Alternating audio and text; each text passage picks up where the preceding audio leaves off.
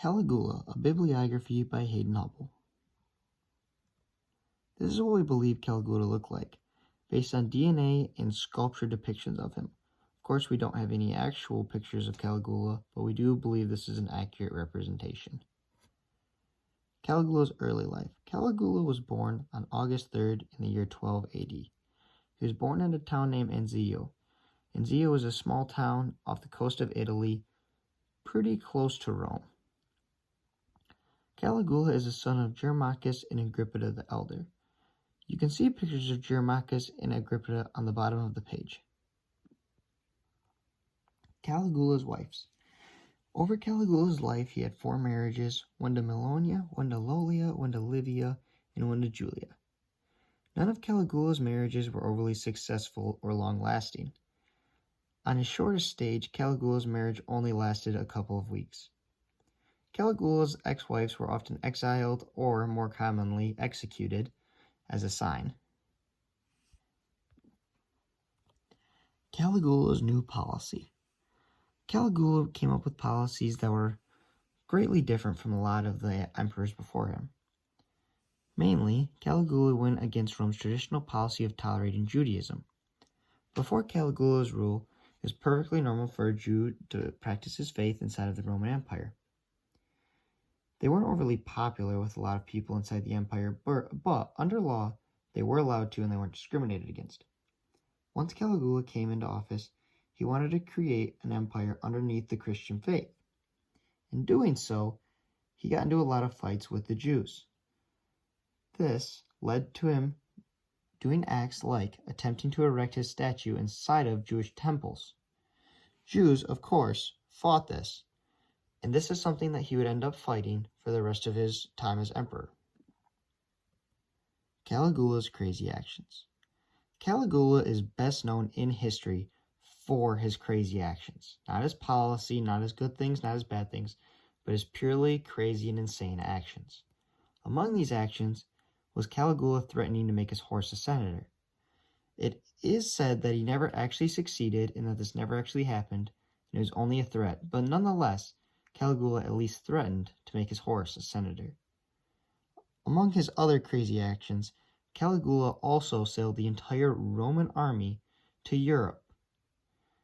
It is believed that Caligula's only purpose for this excursion was to collect as many pearls from the European coast as possible, and that he may have only wanted the pearls to try and one-up Julius Caesar's pearls that he left behind. Caligula also was known for having relationships with his sisters that today would be frowned upon and thought of as very, very strange and unusual. This is what Caligula's empire looked like. This is also what we believe Caligula's empire looked like at his height of power. Caligula's empire stretched from the northern point of Africa all the way to UK. It included what we would now today consider most of Europe, and it spanned all the way down to what we would now today consider Turkey, and everything in between these points. Caligula's death and downfall. Caligula was assassinated on January 24th in the year 41 AD. Caligula was assassinated on his way home from a sporting event with his wife and daughter as well. As a byproduct of this assassination, Caligula's wife and daughter were also sadly killed, but it is believed that this may have also been part of the plan. Caligula's assassination was planned by senators of his own Senate. It's believed that the senators conspired to assassinate Caligula because they believed he was too crazed with his power. They believed that Caligula was too much of a tyrant and used his powers for his own good rather than the good of the Roman Empire. Today, the idea that Caligula was a tyrant is still known. It was also believed that it could have been somewhat personal with the senators because some historians believe that Caligula was having affairs with some of the senators' wives. Caligula's reputation is still that of what the Senate believed it was then. Caligula is still today viewed as a tyrant that put his own needs and wants above that of his nations.